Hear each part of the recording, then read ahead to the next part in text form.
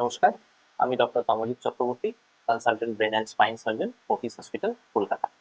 আচ্ছা, আজকে একটা বিষয় নিয়ে আমি আলোচনা করব। সেটা হলো যে এই যে আমরা বলি যে কারোর কোথাও নার্ভ কম্প্রেশন হয়, যেমন ধরুন আমাদের কাছে পেশেন্টরা আসে যাদের স্পাইনে কোনো জায়গাতে কোনো নার্ভ চেপে আছে, ডিস্ক প্রোল্যাপস হয়েছে, তার নার্ভ কম্প্রেশন হয়ে গেছে। আজকাল এমআরআই রিপোর্ট, সিটি স্ক্যানের রিপোর্ট, এক্স রে রিপোর্টে লেখা থাকে নার্ভ কম্প্রেশন।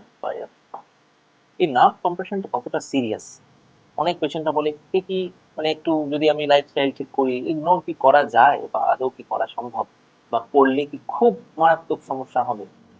দেখুন, নার্ভ কম্প্রেশনটা ডিপেন্ড করছে যে কোন নার্ভে কম্প্রেশন, কোথায় কম্প্রেশন, কতটা কম্প্রেশন। তার মানে ধরুন কোনো একটা পেশেন্ট যার কিনা কোনো একটা সিভিয়ার হাড়ের কাছে স্পাইনাল কর্ডে কম্প্রেশন হয়ে রয়েছে, সেটাও তো নার্ভ কম্প্রেশন, এবং এতটা কম্প্রেশন হয়ে রয়েছে যে পেশেন্ট হাঁটতে গেলে টলে টলে পড়ে যাচ্ছে। এটা খুব সিরিয়াসলি নিতে হবে, এটাকে তো আর সেভাবে ফেলে রাখা যাবে না।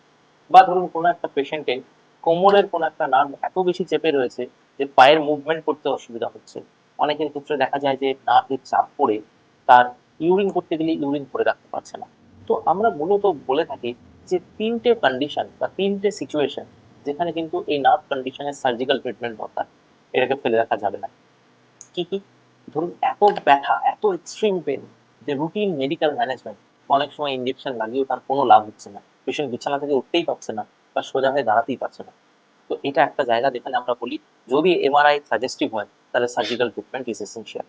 সেকেন্ড যে পয়েন্টটা যেখানে খুব ইম্পর্টেন্ট, যদি কোনো মাসেলে উইকনেস, মানে ধরুন সে একটা পা নাড়াতে পারছে না বা কোনো একটা পায়ের অ্যাঙ্কেল থেকে তার মুভমেন্টই হচ্ছে না, বা তার হাতের কোনো একটা জায়গাতে এত সিভিয়ার কম্প্রেশন হয়েছে যে কোনো একটা মুভমেন্ট কমে গেছে, সেখানে কিন্তু আর ওয়েট করা চলবে না।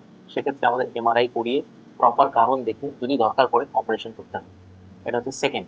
আর থার্ড ইম্পর্টেন্ট জায়গা হলো যদি দেখা যায় যে পেশেন্ট তার ইউরিন ধরে রাখতে পারছে না বা ইউরিন হচ্ছে না, যে কোনো রকম ব্লাডার প্রবলেম বা স্টুল ধরে রাখতে পারছে না, এটাকে আমরা বলি অটোনমিক প্রবলেম। এই ধরনের প্রবলেমগুলো যদি থাকে তাহলে কিন্তু নার্ভ কম্প্রেশন সত্যিই খুব সিরিয়াস।